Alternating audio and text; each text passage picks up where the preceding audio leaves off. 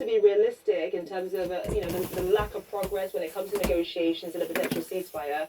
At this point in time, where do you draw your strength from? Where do you draw any sort of hope from going forward? First of all, from my sister, from thinking about her, from knowing what she deserves, what all the hostages deserve is to be free, free from the uncertainty, to be free from this horror movie, to free to choose for themselves. They don't have a self-identify anymore. That they're just subjected to whatever those terrorists wants to do. So every time that I'm feeling slow or angry or tired or I don't know, just so sad, I'm thinking about her. I'm thinking about how she is fighting for herself to survive, to be strong, so we can accomplish this such an important mission to release her and all the others, of course.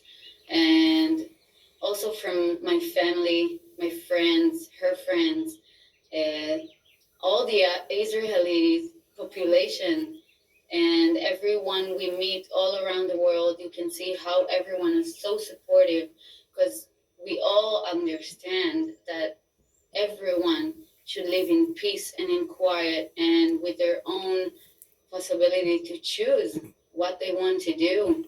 And I think if everyone will think about it just for a minute, how it feels like to be locked up somewhere without the willing to choose what to do, where to go, what to eat, when you can go to the restroom, just close inside a small dark room, they would understand how it is how much it is important to fight for them and to fight for our humanity, for the world, so we can all live in peace and quiet, and to eliminate terror from this world once and for all. I wish. It's inhumane. You talked about the ceasefire, and for me, I always think that this replicates most how much Hamas, that we should all actually call ISIS, don't care about their own civilians. If they did care about them, they would agree to this ceasefire for their own population's sake and for our hostages' sake. Yeah. It's inhumane, it's torture, as you describe, with these hostages, the unimaginable, what they've experienced. And it's not only the threat, the ongoing threat of sexual violence. I know that Romy has a serious injury to her hand, a gunshot wound to the hand. It's been over 100 days since you had proof of life and you were told that she was okay, but that her hand was seriously infected and needing medical treatment.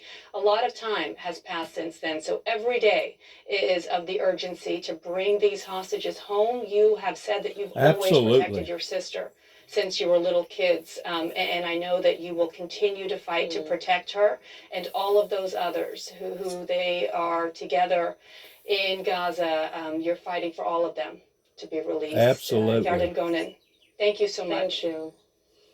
Thank you. Thank you for giving us trust, something to trust on in this world, and something to believe in, because I truly feel that together we can change everything bad that is going on. So thank you again for raising our voice and my sister's voice. It is not taken for granted, and hopefully next time it will be with her. Hopefully. We'll continue to cover her stories and all of the other hostages as well. They're not forgotten. Thank you. Yarden, thank you. Amen. We'll be right back. Amen. That's a horrible, horrible situation over there. That evil is responsible for her. And her family released by Kensington Palace. As we reported earlier, it was pulled by several agencies over concerns that it had been manipulated. Earlier today, Catherine acknowledged that she had used Photoshop on the image. Right, let's get some perspective on the story now from Vidisha Mamata. Take two. You're there, right? Okay. And we're all watching Vidisha. I was like talking to you and you couldn't hear me just a moment ago. But but listen, I mean, why do this? Just in terms of Kate making this mistake. Obviously, it is an own goal for the royal family. You know that there's going to be so much scrutiny over any photo that you release. You know that everybody wants to know about your health condition, especially since you haven't been seen in public. So why go to the length of manipulating it, knowing that there is a good potential that you could be caught and face severe backlash? Look, you invited me on to provide perspective, so I'm going to put this into perspective. Please. This idea that she somehow deviously manipulated her photographs, I think, is overblown. I think we all have a post-Oscars hangover, and we're looking for something to talk about today, which is the vision of the ultimate good girl, which is Kate Middleton, somehow laughing to herself as she thought, I know I'm going to release these images and trick the world into thinking that my hand was 2 millimeters away from what it really was. Let's go on. I think that's a bunch of bull myself.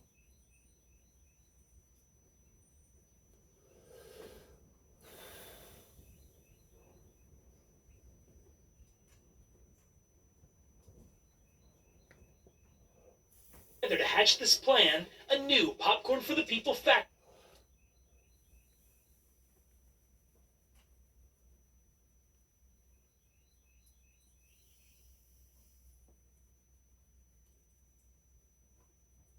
Right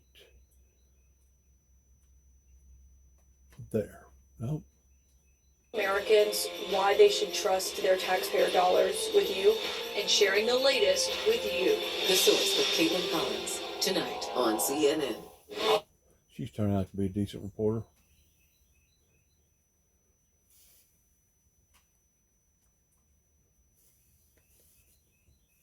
Everyone, and welcome to our report. Here's what's coming up. This has been a slow motion mass murder of children, 5 months in the making. The Muslim holy month of Ramadan begins with still no relief for desperate Gazans or release for desperate Israeli hostages. My exclusive conversation with Queen Rania of Jordan. Then, America's missteps on the road to war in Iraq have been thoroughly picked over. But what did Saddam Hussein fail to understand about the United States? Journalist Steve Call reveals what went on inside Saddam's palaces in his new book, The Achilles Trap. And I was too proud to talk to anybody and, try to keep up this facade that everything was going great for me on the outside. Michelle Martin speaks with basketball star and social media phenomenon Rex Chapman about his new memoir on the struggles he has with mental health.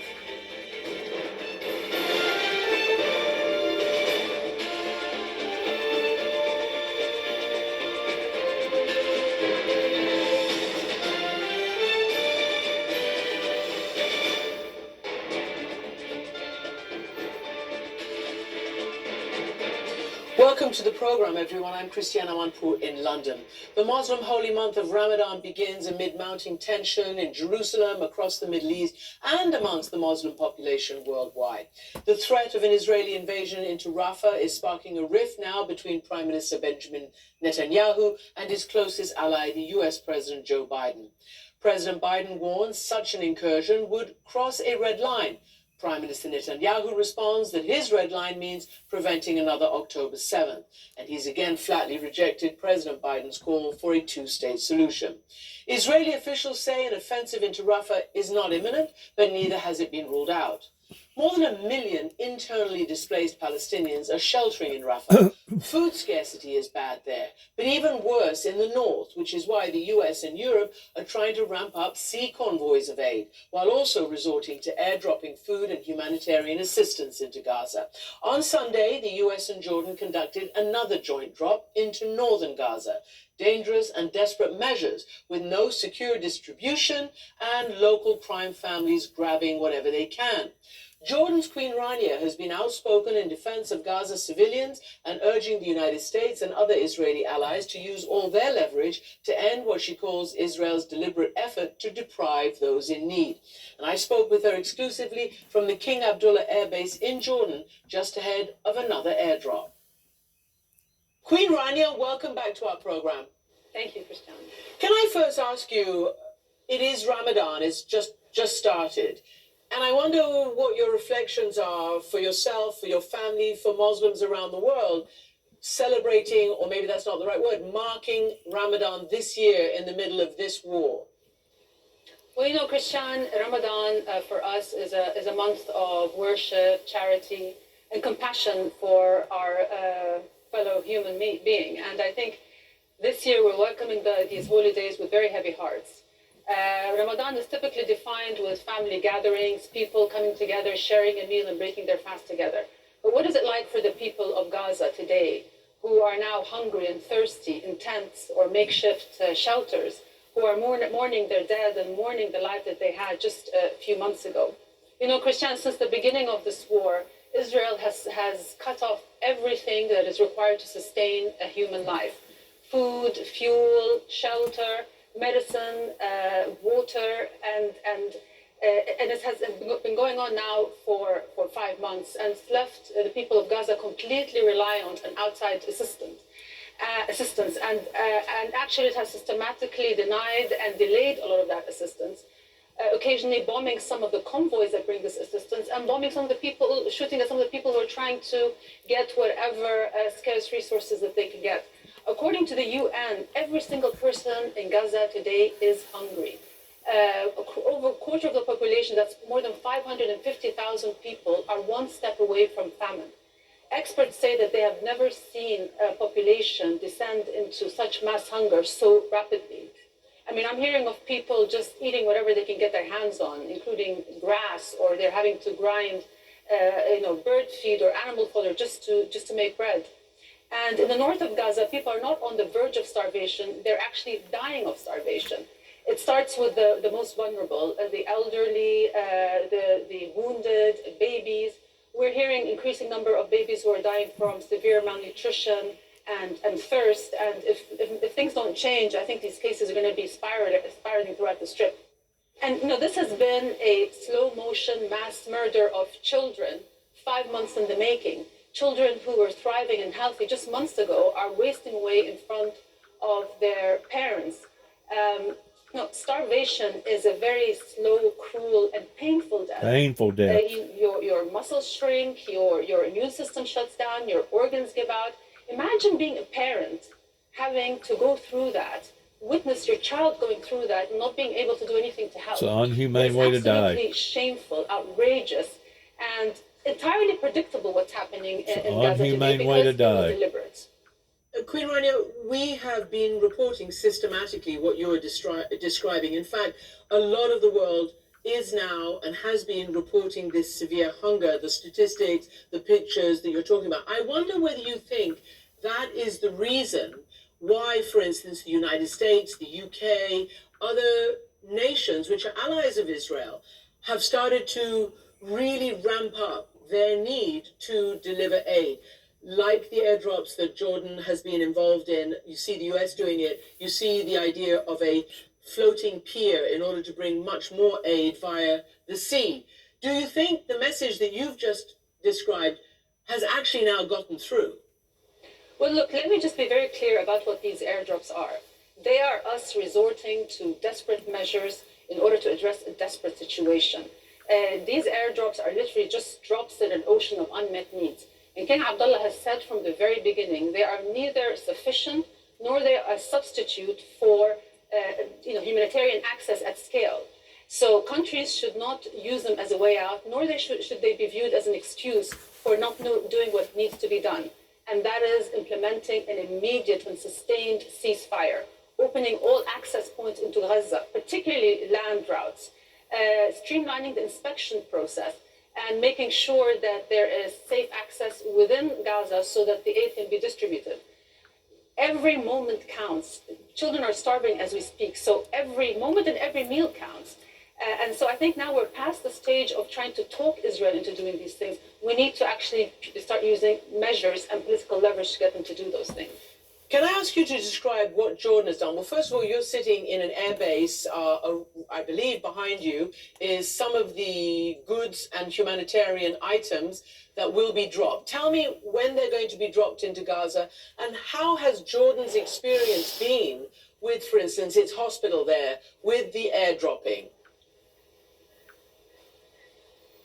Well, look, the reason why we started doing these airdrops is we found that after trying so hard in vain to persuade Israel to open the access points, the land access points, that we had to do something. We couldn't just sit idle and watch people starving.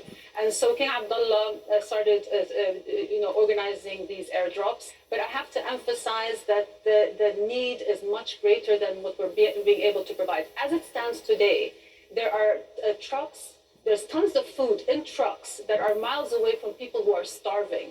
So the hunger is not a natural disaster. This is a man-made, an Israeli-made disaster. It is deprivation by design. No matter the volume of the aid going in, nothing is a substitute for a ceasefire.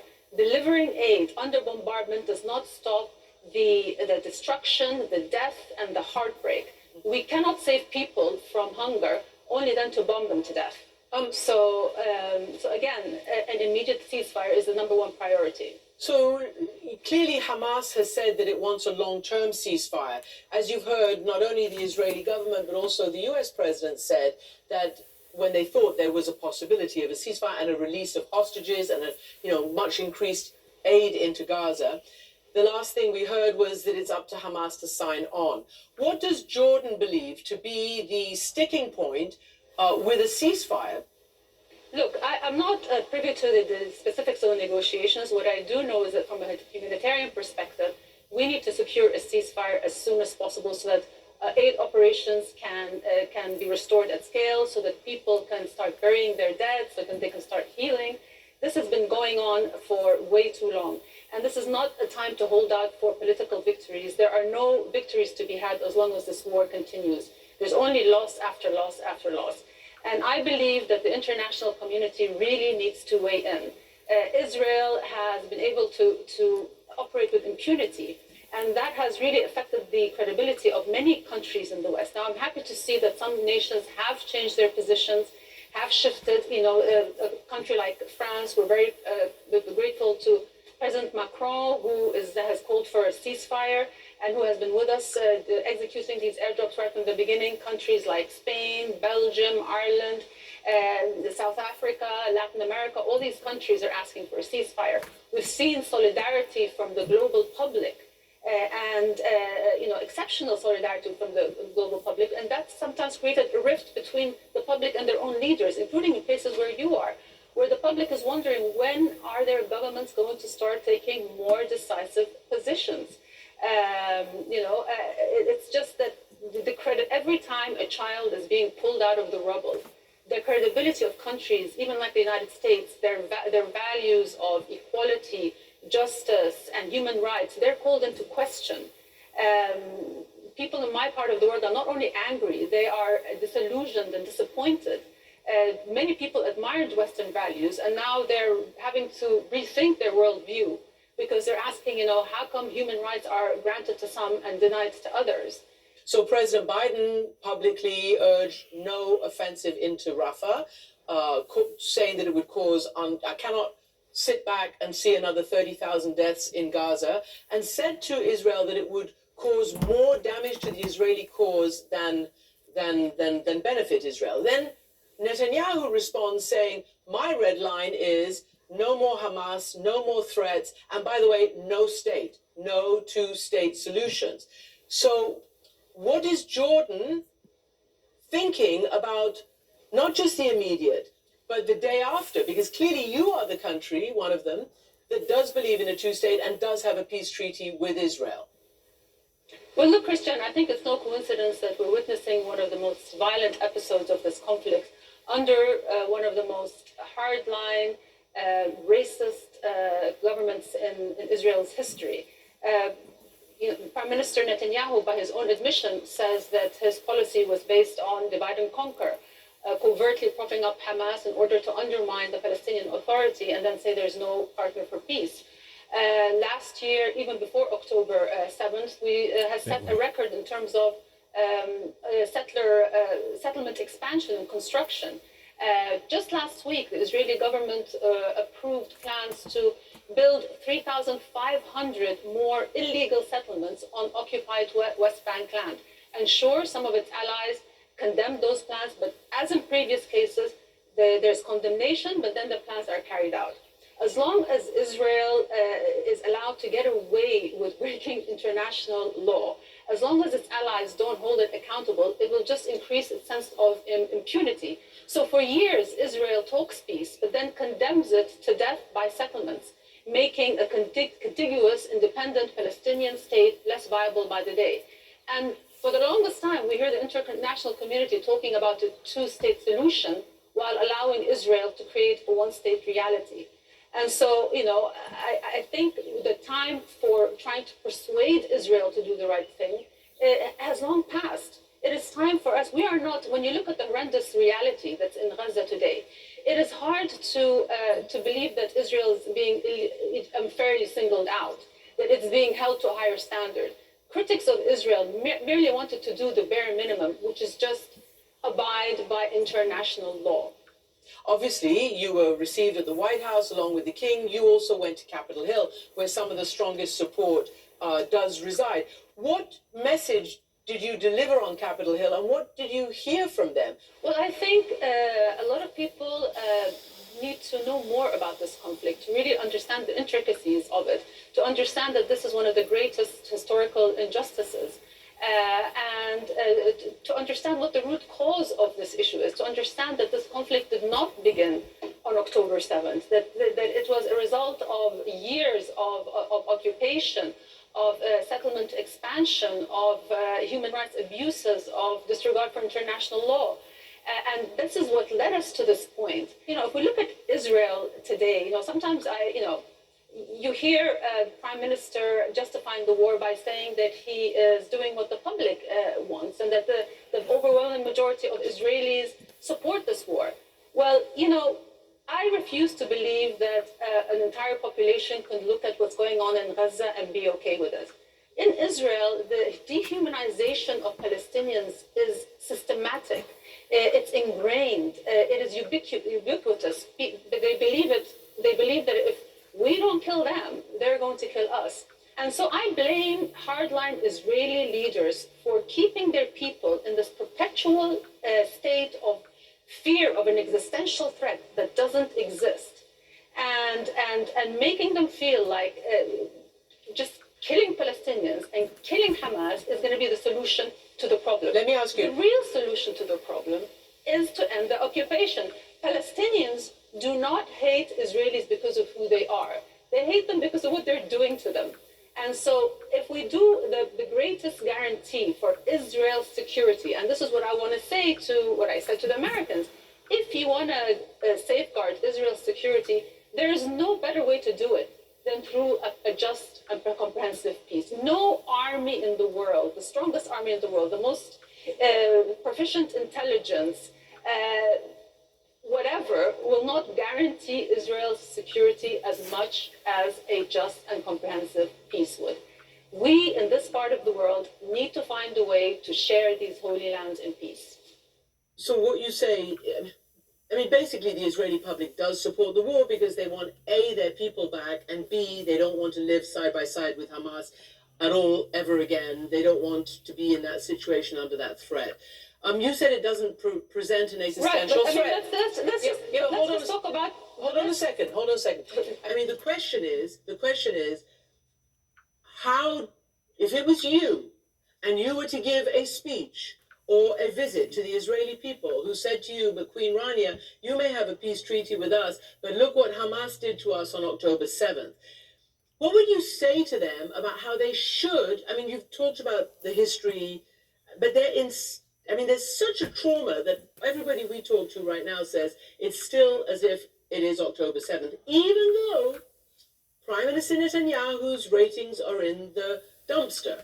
They don't support him, but they do support the idea of not having that threat anywhere near them anymore. I would say that as devastating and as traumatic as October 7th was, it doesn't give Israel license to commit atrocity after atrocity. And Israel experienced one October 7th. Since then, the Palestinians have experienced 156 October 7th. They have been going through this every day. And prior to October 7th, they have been living in 50 years of oppression, of occupation, of having their movement restricted, having every aspect of their lives dominated, being humiliated. If I speak to the Israeli public, I would say, if you want your peace and your security, you have to address this big injustice that's on your doorstep. There is no shortcut. There is no security measure that is going to bring the more hopeful future and the stability that you want in your lives, other than finding a way to live with Palestinians. Israeli leaders must stop treating the existence of Palestinians as an inconvenient truth, as a demographic challenge, as a mode that needs to be mowed every now and then. Palestinians are here to stay. And so we have to find a way to live with one another. And we have to be able to rehumanize, to be able to see the humanity of the other our humanity reflected in others' eyes. You know, an Israeli mother should understand that a Palestinian mother cares about her children just as much as she does. And there's just no way around that. I don't believe that peace is just about politics. Peace is about state of mind. It's a culture. It's about values. And those are the values that really need to be addressed. And they're long overdue. Queen Rania, thank you very much. Peace is about survival. Peace is about productivity. Peace is about love. Peace is about people working together, being unified versus being divided and being ununified. You don't have to be a brain surgeon to figure out that this is all the work of the devil that's out to kill, steal, and destroy. That's the author of confusion. It's causing such of a chaotic event over there, just like what's going on over there in Ukraine right now, and what's going on in Haiti, and what's going on in parts of Africa, and what's probably going to wind up going on over there in China with Japan or North Korea and Japan. These are all acts of evil. And as even Dick Cheney said, it's time to get rid of the axis of evil, to put it under our thumb. That is the only way the true church, the true meek, are going to inherit the earth, is that if we stick together, bond together in knowing that light is greater than darkness.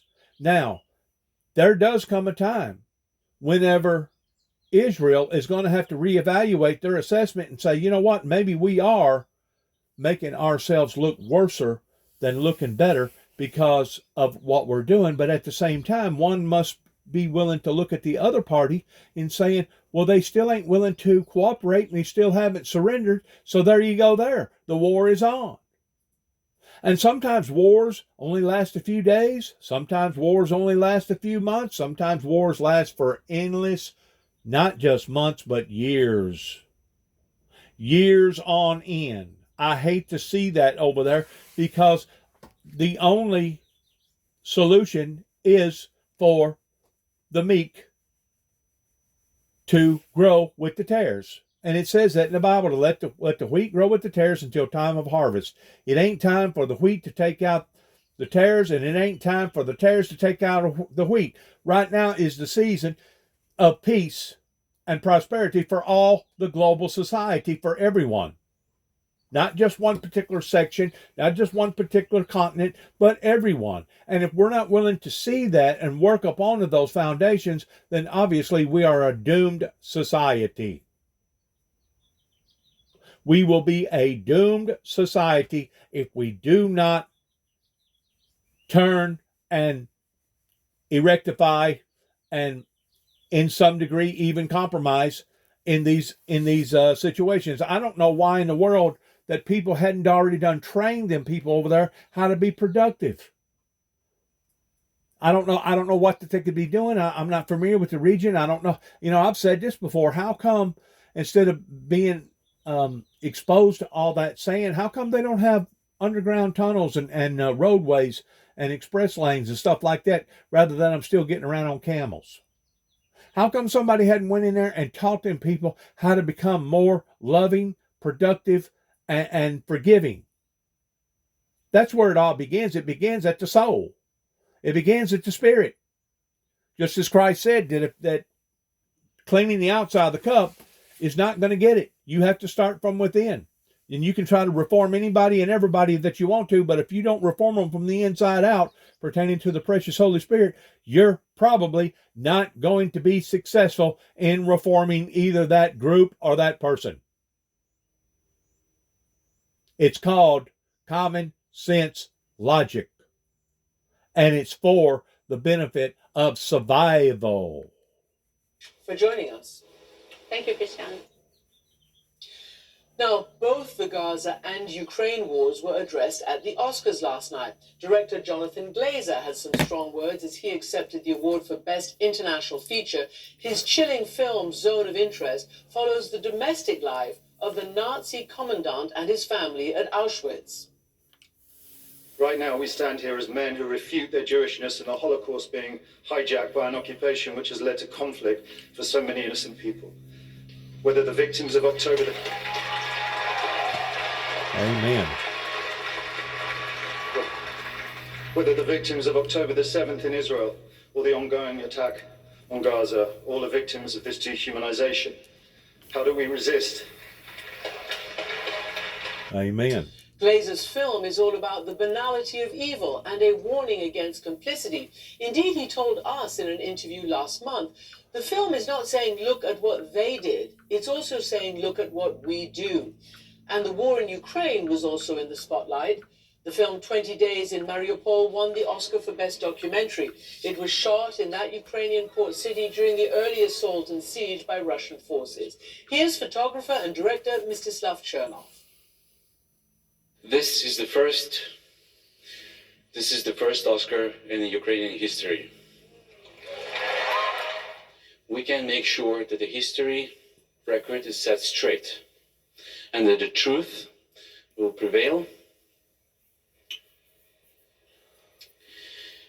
and that the people of Mariupol and those who give in their lives will... Sometimes it takes more than truth. You know, even the Luciferian Lucifer, the devil himself, the Antichrist, knows the truth. They know the truth. Don't think for a second that they don't know the truth. Now, they may deny it night and day, day and night, but they know the truth. And they know that they have messed up by challenging the kingdom. And there's going to be an ultimate price to be paid for that rebellion. We as a society are caught up in the middle of all this. We are basically collateral damage whenever it comes to the spirit world. And unless we identify who the true enemy is and what the enemy is trying to do to all of us, we're going to go down the same way that the enemy is going to go down, which will be humanity's defeat. I believe that we're smarter than that. I believe that we're stronger than that. And I believe that we're more intelligent than that to be able to stand up and know that it's only through and by the holy, righteous, eternal God, through the teachings of the Lord Jesus Christ and the precious Holy Spirit, that will lead us out of the darkness back into the light. But we got to have a compass. And this compass pertaining to Ramadan or the Sharia law, or this compass of any other type of occultist religion or ideal, proof is in the pudding towards where it will head and what the end results is going to be. There's going to have to be compromising on both sides if you're ever going to truly see peace in the Middle East. But we want to point our finger to say, well, look at the barbarianism that's going on over in the Middle East.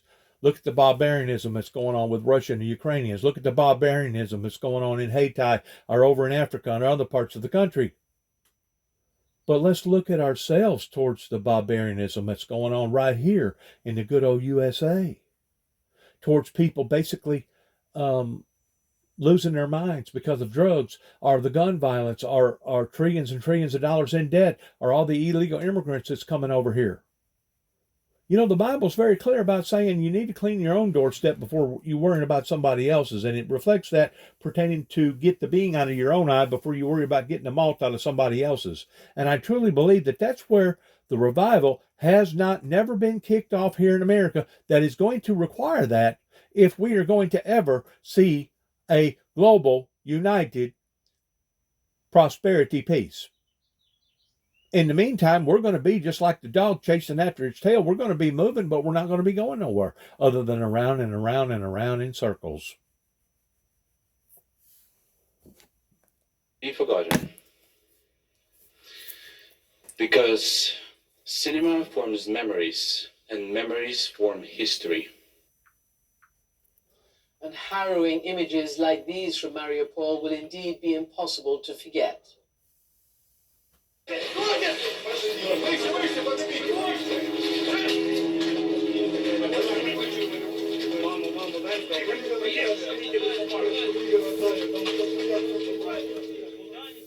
And 2 years on, Ukrainians continue to suffer such horrors every day. I spoke to Chernov back in December here in the studio.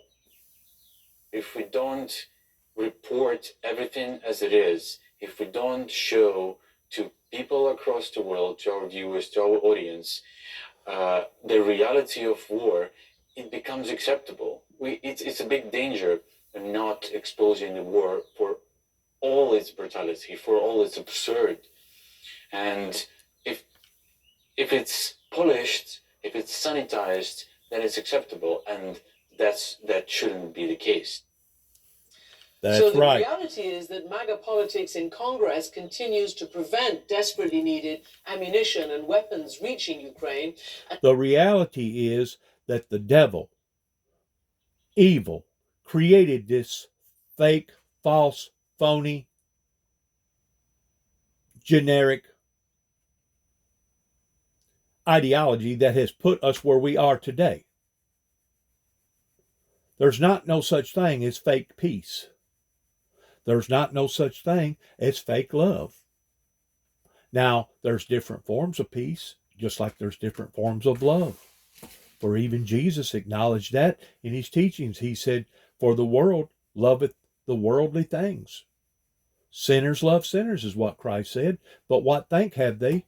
Because Jesus said that if a person gained the whole world, pretending to all these lovely little items that's down here, and lose their own soul, what has they gained? They've gained nothing.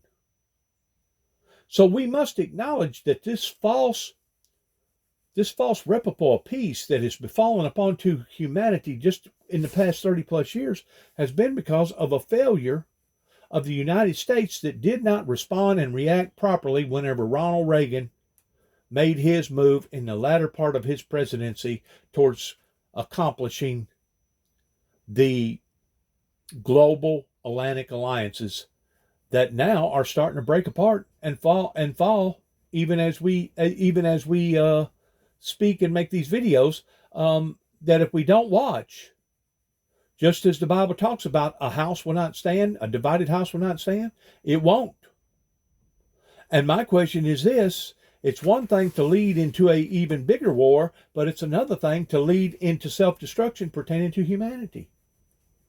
And trust me, we have that capability right now that we can destroy the face of the earth, I think about 300 times, maybe 3,000 times, I don't know. But we have stuff on this planet right now that we don't need to be fooling with pertaining to war. And besides that, war in and of itself is the very opposite of peace, love, prosperity, and utopia. All the things that the Bible teaches pertaining to grace, mercy, forgiveness, turn thy cheek, offer thy other. And latest news from the battlefield shows that Russia currently is firing around 10,000 shells a day They have turned this into a battlefield. And you know what kind of field it's supposed to be? It's supposed to be a holy field. It's supposed to be a righteous field. It's supposed to be a praying field. It's supposed to be a godly field or a Christian field. They have turned this into a bloodbath over there. Who has? Evil has. And in some ways, some of that fault does need to fall upon to the people over in Israel because of the denial of the Lord Jesus Christ. Because God said that he would give them over to a reprobate mind and let them believe a lie and be damned. And I personally believe that it has come to the point, to the threshing point, that maybe the leaders of Israel need to stop and reevaluate things, because instead of them looking like a defended, victimized nation, they're actually turning themselves into the victim in the eyes of the world. I understand in their eyes, they don't see it that way. I understand it in their eyes, they want to try to prevent from this ever occurring. Once more, you're trying to fix the problem from the outside versus the inside. The only way that you're truly going to be able to fix the problem over in the Middle East is to start from the inside, which requires the supernatural, requires the love of God. And if you're not willing to do that, then you'll never see any type of formal or informal peace over in the Middle East. 2,000 a day from the Ukrainian side. They are running out. The Best Actor winner, Cillian Murphy, who played Oppenheimer, father of the atomic bomb, dedicated his award to the peacemakers everywhere. It is generally taken as an article of faith that the 2003 Iraq War was the single biggest American foreign policy blunder in recent history, with blowback still being felt far and wide. Investigations and special commissions established within weeks, practically, that Saddam Hussein actually did not possess the weapons of mass destruction which were the reason for George W. Bush's war. The two-decade mystery about Saddam Hussein's refusal to admit that is being revealed in a breakthrough new book called The Achilles Trap. Journalist Steve Cole uncovers the story from inside Saddam's palaces, and he's joining me now to explain the dangerous assumptions on both sides that paved the way for that war. Steve? I want to stop her for a second. The reason for the war over in the Middle East that started all this was to try to bring stability to that area in defeating the axis of evil, because at the time, I truly believe that there were certain people that actually was convinced that Saddam Hussein had bombs of mass destruction. We know now that he didn't. That's spilt milk now. But that was the main reason, our goal, in going over her to begin with, in which after that occurred, shortly after, there was a retaliation towards 9/11, and then we went the way that we did, that ultimately wound up over in Afghanistan. That was basically a 20-year disaster, because we know by trying to clean their act up from the outside in versus the inside out, it was a failure. It blowed up in the American people's faces. It blowed up in the American people's towards ill will being performed, because they wasn't willing to go about it in the right way, pertaining to it being a Holy Ghost revival way. That's what I continue to keep telling people. Steve Cole, welcome to the program. So it's honestly, it's war everywhere. It's in our consciences and our consciousness. It's in our DNA. And it's just everywhere, as we've just talked about in this entire show. It's in our DNA. And who put that war there? Was it God? Or was it evil? Because once more, God got put in between a hard place and a rock after Lucifer done what Lucifer done towards, wow, is there going to be consequences in this? And God said, yes, there's going to be consequences. You know why there's going to be consequences? Because that's what it takes to be a teacher, for people to learn. If not, you're going to be just like over there in Israel, and they're going to keep going through the same again and again and again. The red line began whenever the Heavenly Father said, you have crossed this line, and because you crossed this line, there's going to be dire circumstances.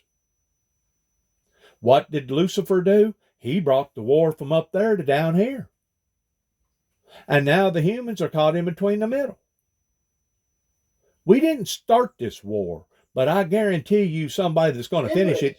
Misunderstandings led to a war that could have been prevented.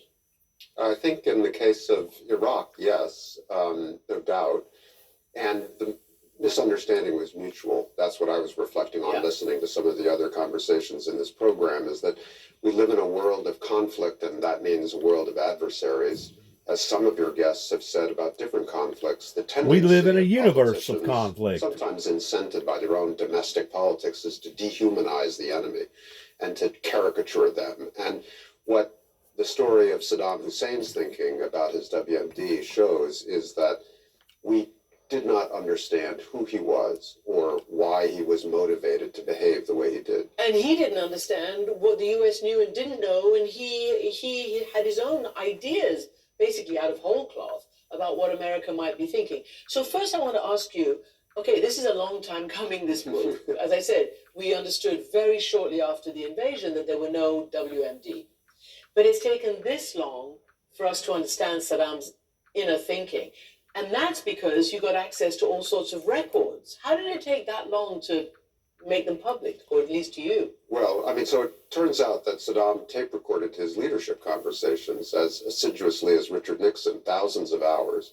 And he also kept records of his presidential office and his intelligence services. So there's a vast trove of documentation and recordings about what he was saying and thinking. He was a micromanager. He wrote in the margins of a lot of memos that he sent around. But as you say, these records are not available. They haven't generally been available. I ended up collaborating with the Reporters Committee for Freedom of the Press, a nonprofit in the U.S., and we sued the Pentagon, which holds them. Is that like a FOIA, Freedom of Information? Precisely, yeah. In order to file the lawsuit, you initially file a request under FOIA, then they don't comply, then you sue them, and then they settle, and that's what happened. So I got a batch of these materials that way, and it's a complicated history, but essentially those records do take you inside Saddam's mind at critical points of his conflict with the United States. Well, I don't know whether we should work backward or forward. I mean, he was wrong in the Iran-Iraq War about America, in the first Gulf War about America, in the George W. Bush War about America. So what stood out the most, let's just say, about his miscalculation that led to the invasion and his toppling? Well, he's so contradictory because he can be quite shrewd about the way the world is organized and about power. After all, he retained power under threat for 20 years, so he must know something about how to manage the threats against him. At the same time, he saw the world through a series of interlocking conspiracy theories that left him very confused about U.S. decision-making or the reality of U.S. capabilities. So, for example, one reason why he didn't cooperate on WMD inspections in the run-up to the war was that he believed the CIA already knew that he didn't possess any WMD, because of course they're omniscient, they know everything, but then follow the logic. Since they know I don't have it, the accusation that I do is just a game to set the stage for a war that has no relation to WMD, so why should I play their game? Why should I cooperate? It's all theater. Now, that is a microcosm of a whole series of other similar beliefs that he held going back to the 1980s. And by the way, it wasn't as if he was all crazy or without evidence for some of his beliefs, because we did things that were genuinely confusing for him. Well, I mean, Iran-Contra, you mentioned the 80s, right? So he starts a war with Iran in 1980, unprovoked. And then in 1982, the Reagan administration panics, thinks he's about to lose the war. The Iranians are going to break through his lines. So they send a CIA officer to Baghdad carrying secret intelligence information to help the Iraqis see what's coming and to prevent it. They then cooperate for years, the U.S. providing satellite pictures to Saddam. All along, Saddam is saying to his comrades, we can see on the tapes now, I don't trust this. These photos may be doctored, or if they're not doctored, they're giving the same ones to Iran. His team say, boss, you're being too suspicious. And then in 1986, as you remember, it was announced in the United States that we were, in fact, cooperating with the Israelis to provide Ayatollah Khomeini with weapons and intelligence. So it was literally all over the place. It was literally all over the place. And so there's this great tape of him after Reagan makes the speech announcing that he has, in fact, been secretly supporting Iran, where Saddam comes in and says, I told you so. This is the reality there is a permanent conspiracy involving the CIA, the Israelis, Ayatollah Khomeini. And by the way, Khomeini is an American project. And even in the 90s, he would refer back to Iran-Contra in explaining why he was taking a rebellious course. And in the 90s, let's say the early 90s, when, I remember, because I covered it, there were weeks of mounting tension. And he just kept threatening and threatening. And what did the US do? Because in your documents, you say something incredible. I want you to say what you discovered Saddam Hussein said. Had he been warned? You mean about going into Kuwait? Yes, yeah. in 1990. So he later said, if you didn't want me to go into Kuwait, why didn't you tell me? And this became, of course, a huge episode in American politics at the time, because there was an ambassador in Baghdad, April Glaspie, a pioneering woman who was the first Arabist of her generation to serve at that level. And she was thrown under the bus by the Bush administration, saying that she H.W. Bush, that she had gone in and been too soft with Saddam in an important meeting. Well, I've now had the benefit of these records in hindsight, and clearly she has been falsely accused of being responsible for this, to the extent that she was, 2 points. First, to the extent that what she said was too soft, it was written for her by the H.W. White House. I mean, so there was just no reading out. Saddam Hussein, do not cross that red line because we will oust you. Because we were still trapped in the policy of cooperation with him. And George H.W. Bush, being a good foreign policy president, was calling all around the Arab world asking for advice. He saw the threats that Saddam was making, and he would call up King Fahd in Saudi Arabia, King Hussein in Jordan, Hosni Mubarak in Egypt, and say, what should I think? I'm worried. And they would all say, we got it, George. This is just a bluff. Don't get involved. It's all just putting the arm on the Kuwaitis to get some loans forgiven. Please stay away. And Bush, being, a kind of internationalist, believing in the advice of allies, said, okay, I'll take their advice. And it turned out it was wrong. But isn't this something you also raised, the idea of miscommunication between leaders? Why didn't Bush pick up the phone and call Saddam Hussein? And then you have a very interesting, we'll get to the Clinton one and say, why didn't Bush call leader to leader? Well, he should have, and he might have. In fact, at the very end, when Iraqi forces went across the Kuwait border into the Emirate, his aides rushed to him in the White House and said, time to call Saddam. And just as they were about to do that, they got word from the CIA that Iraqi troops were already downtown Kuwait City. So Bush says, well, I guess it's too late for that. So now we go back to the fall of 2002. Here is George W. Bush on Saddam Hussein. He deceives, he delays, he denies. And the United States, and I'm convinced the world community aren't going to fall for that kind of rhetoric by him again. So we've discussed a little bit of it, but I think it's so interesting. You write, a CIA capable of making an analytical mistake on the scale of its miss about Iraq's WMD was not part of his worldview.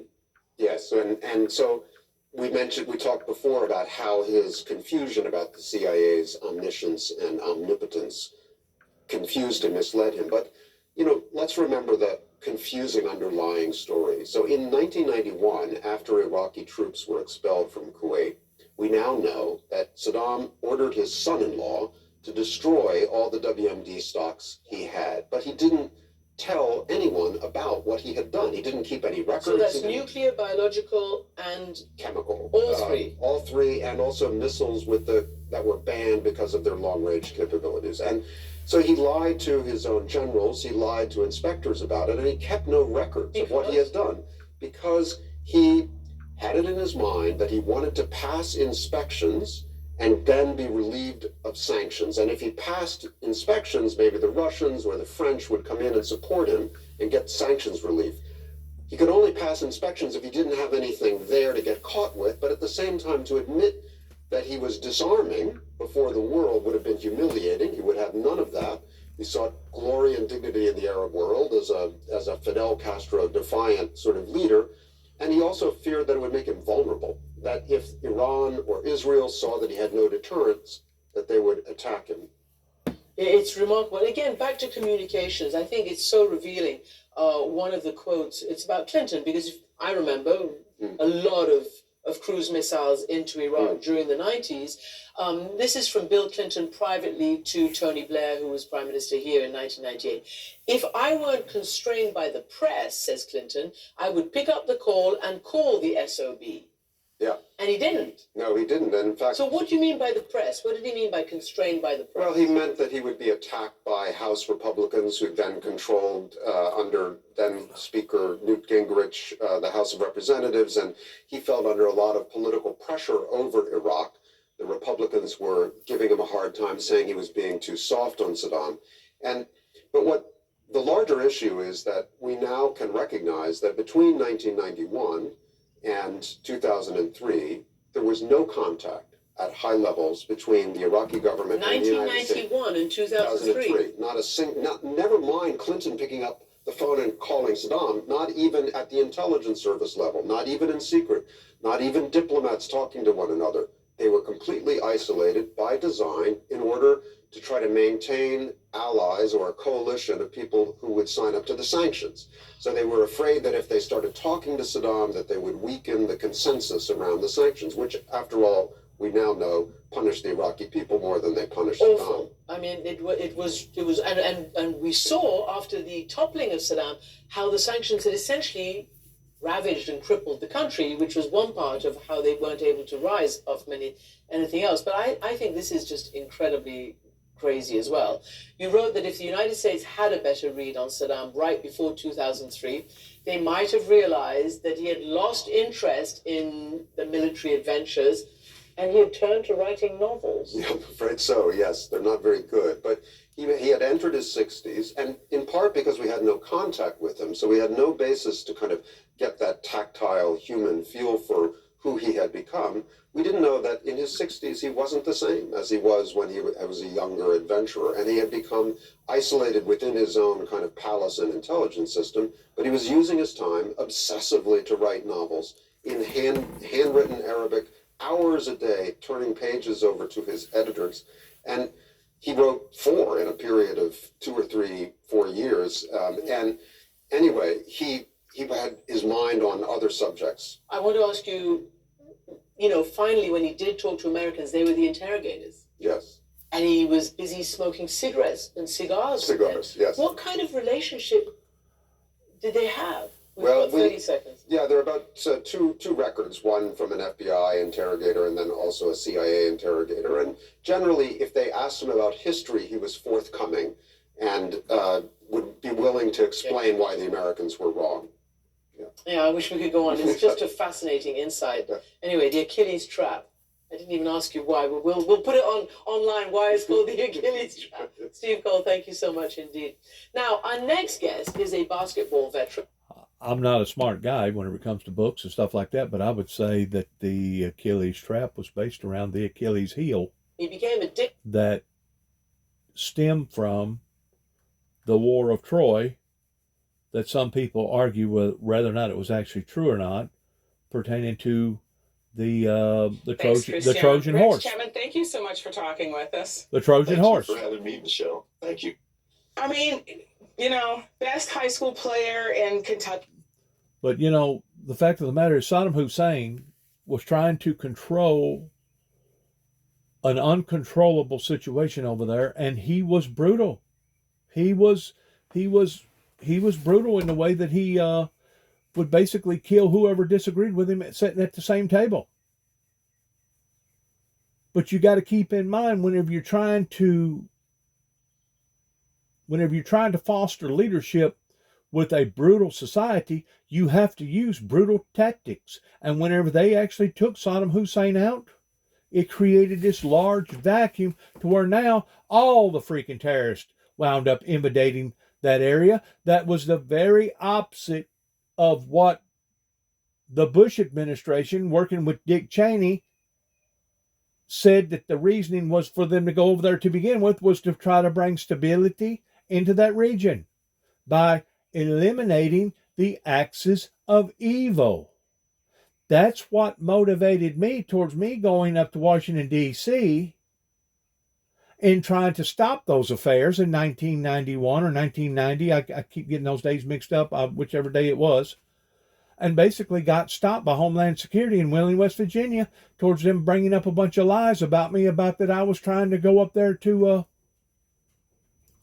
assassinate one of their American presidents. We can see now, 30-something years later, 30-plus years later, the American people was wrong. The American government was wrong by first of all, being misled about Saddam Hussein having bombs of mass destruction. And we also see where the American government targeted the wrong entity. If they would have listened, rather than wanting to guide everybody down this road of despair, I truly believe that we wouldn't be where we are right now. That's just my opinion, and you can take that for what it's worth.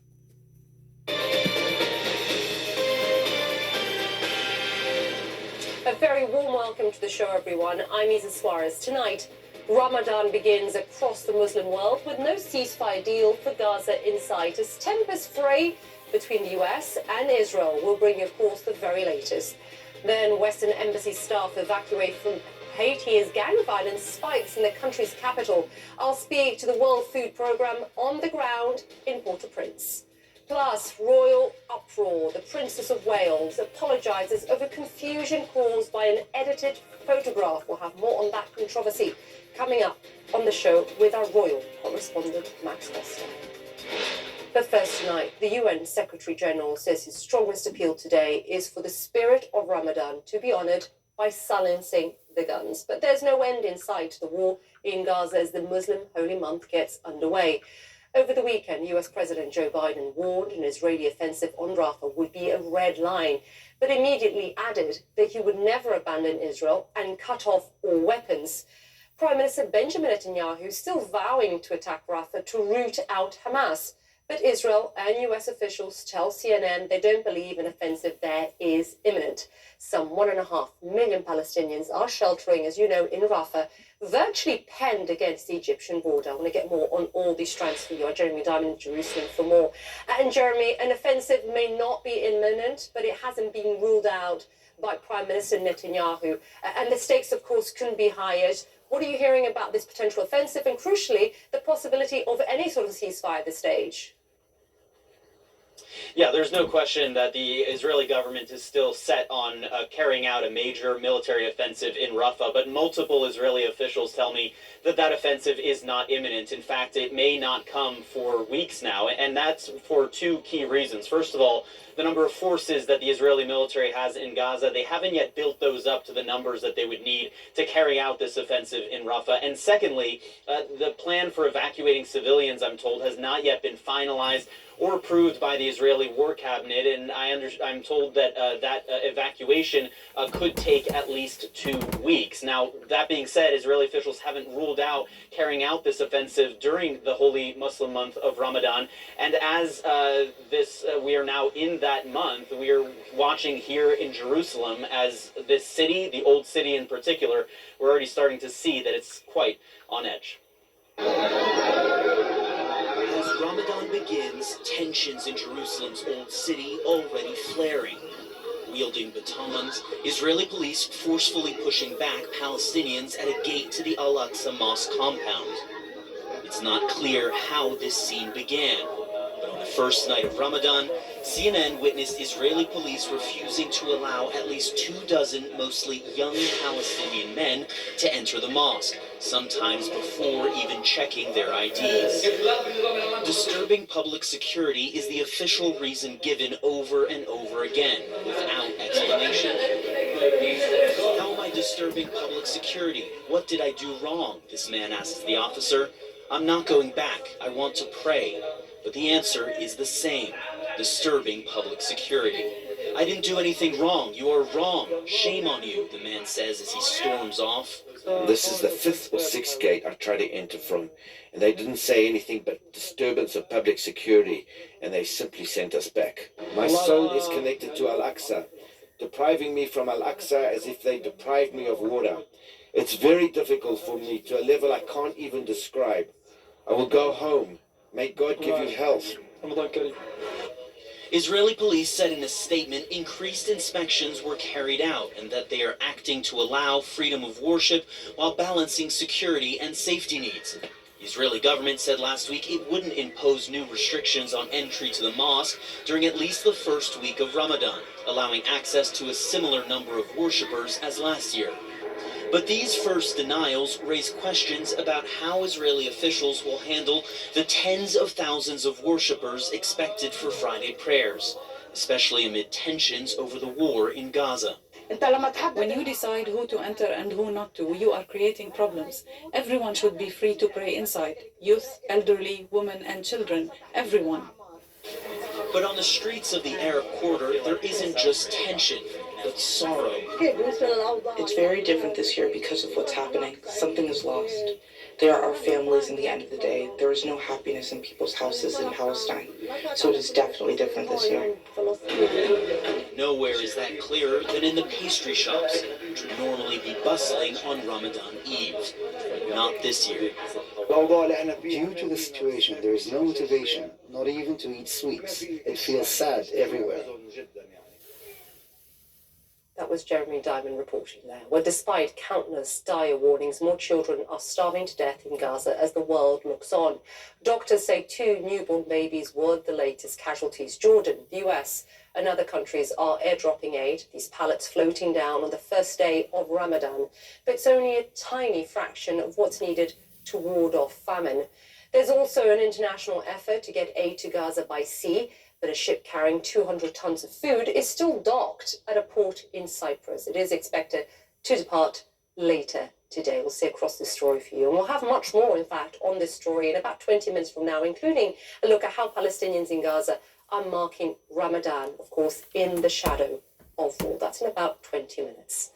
Well, hunger and suffering are also being acutely felt in Haiti, where gang violence has left tens of thousands displaced. Germany, the US, and the European Union are evacuating their staff, with a source telling CNN both the German and EU ambassadors were evacuated on Sunday. The US, meanwhile, says it's airlifted out all non-essential personnel from its embassy. And this comes as gangs continue to carry out attacks, threatening to topple Haiti's government. One source telling CNN that credible intelligence emerged suggesting the gangs, which have so far been attacking government institutions, as you know, and police, might move toward embassies and hotels next. Rights groups say there's no end in sight to the chaos and that the country has, quote, completely collapsed. Meanwhile, US Secretary of State Antony Blinken has arrived, you can see there, in Jamaica for an emergency meeting on the very crisis. Well, with Haiti in crisis, a humanitarian disaster is unfolding. Right now, nearly half of the population requires humanitarian assistance. Food, water, and medical care are in short supply. The World Food Programme says we are starting to see mass hunger lasting years, which the organisation worries will lead to more unrest, more conflict, as well as mass migration. Country Director for Haiti for the World Food Programme, well-known face on the show, Disease and everything else. Jean-Martin, welcome to the show. Tell me first where you are. I see you in Cape Haitian, and are those, is that food behind you, pallets behind you? What can we see? That's right, Isa. I'm at the World Food Programme's warehouse in Cape Haitian. This is Haiti's second city.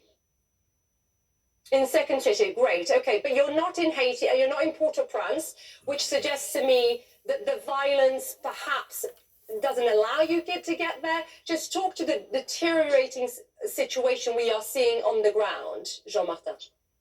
That's right, Isa. The violence has been such that airline flights to Haiti have been disrupted.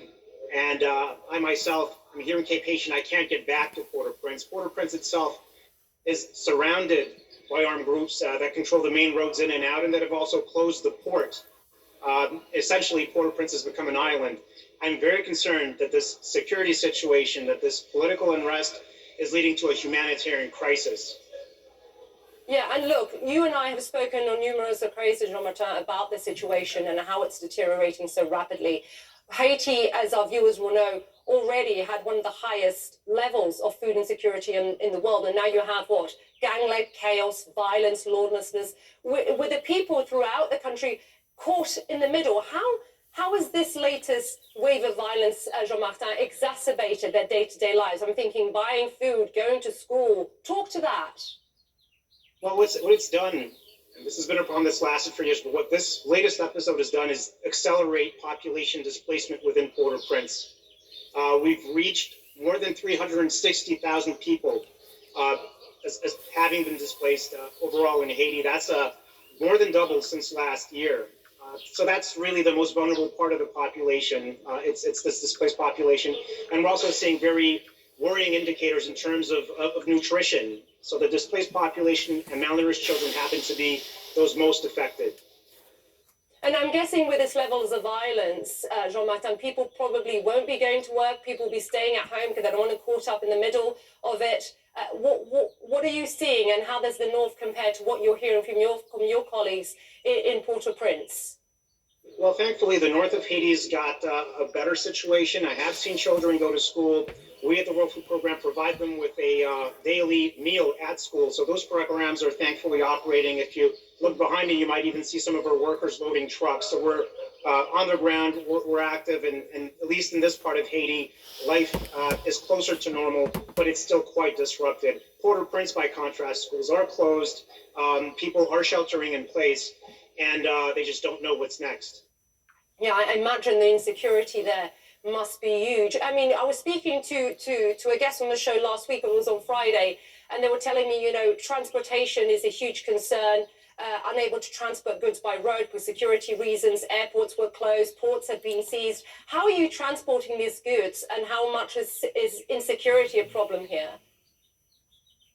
Insecurity is a huge problem. It's preventing the normal movement of people and goods within Haiti, and that's causing scarcity of food in Port-au-Prince. It's causing food prices to rise. We have evidence that food prices have risen quite a bit in Port-au-Prince already.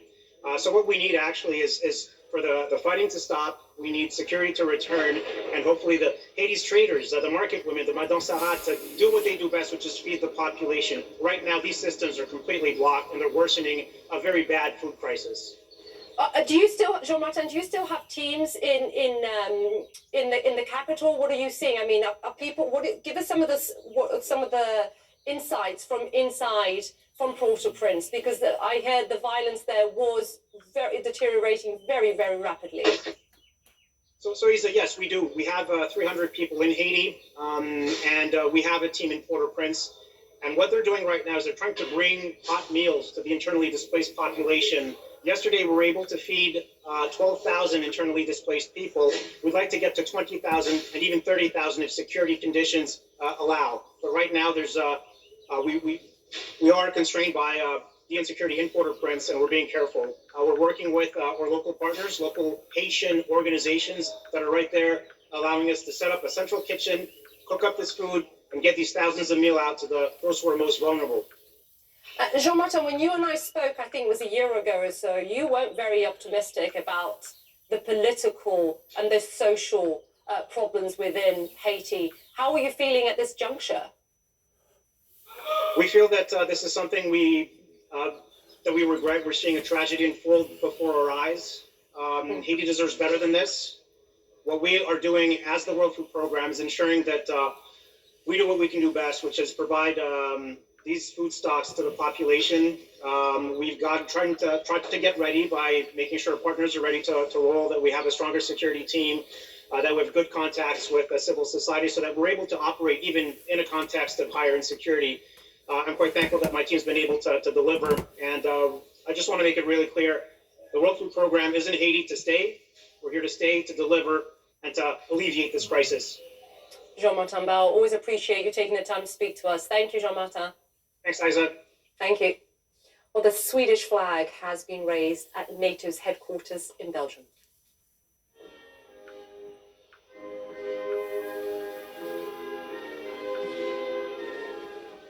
Rainy scene there in Brussels, where officials from Sweden and other NATO countries gathered earlier today. The Swedes joined the alliance, if you remember, last week, ending their country's neutrality in response to Russia's war in Ukraine. And here's how Sweden's Prime Minister laid out his country's future. Have a listen. We have come home. Home to the Alliance for Peace and Freedom, to which so many democracies already belong. Home to where we also belong. Now we are entering a new era, we will transform from following NATO to being NATO. I do look forward to this important task. And Sweden is now the 32nd member of NATO. The alliance says Bosnia, Georgia and Ukraine have all declared their aspirations to join. The latest NATO expansion comes amid exclusive CNN reporting that Russia is outproducing the US as well as Europe when it comes to making artillery shells. And this is based on NATO intelligence and sources familiar with efforts to arm Ukraine. They show the Russians are making about 250,000 artillery rounds each month, or about 3 million a year. And that's about 3 times, just for context, about 3 times as much as what the US and Europe can churn out. A high-level NATO official tells CNN this is now a war of production, which is something that we have heard time in, time out here on the show from foreign ministers, European foreign ministers. Meantime, Ukrainian forces are paying the ultimate price as foreign aid stalls in the US. CNN got some rare access to a frontline medevac unit, and our Nick Payton-Walsh filed this report on the teams racing to carry the wounded away from those front lines. Light is also their enemy here. Daylight brings the threat of attack drones, so it's hard to collect casualties from the front line. Dark is when they bring most wounded out, to medics hiding in the tree line. The other light flashes from enormous bombs hitting the village of Orlivka and around. A tiny place of outsized consequence. It's Ukraine's defensive line, but Russia is raging hard for a breakthrough. The flash is constant, a 7-mile slog from there to here for the wounded. Ну, с утра было много. Да. 6 чи 4. Мы 2 Артём. Тяжелый просто был. По-разному. Смотря какой день. Вот сейчас сравнительно мало раненых. У них больше техники, больше оружия, больше людей. И в этом основная проблема. They wait underground for the radio to say who, when, where. It feels almost mundane, often hours of silence. We're going to end this right here towards the word mundane. You know, for people to be putting forth all this type of energy and effort just in the name of death and destruction, to me is absolutely barbarian. It's kind of like whenever I was down in St. Augustine, I couldn't tell you the amount of the homeless people that I seen down there that was panhandlers, that was standing out on the streets, holding a pail, or beating on a drum, or basically being beggars out on the streets, targeting the tourist. And I thought to myself, my God, if you really put forth all the effort that they're putting forth, of course, I realize there's probably surrounding circumstances in that person's life. Maybe they went to jail. Maybe they got a bad reputation. Maybe their credit score is completely bad. Maybe this is bad. Maybe that's bad because of the surrounding circumstances. But basically, they're putting forth as much effort in standing out there begging for money as it would have been if they just went to work somewhere and got them a job.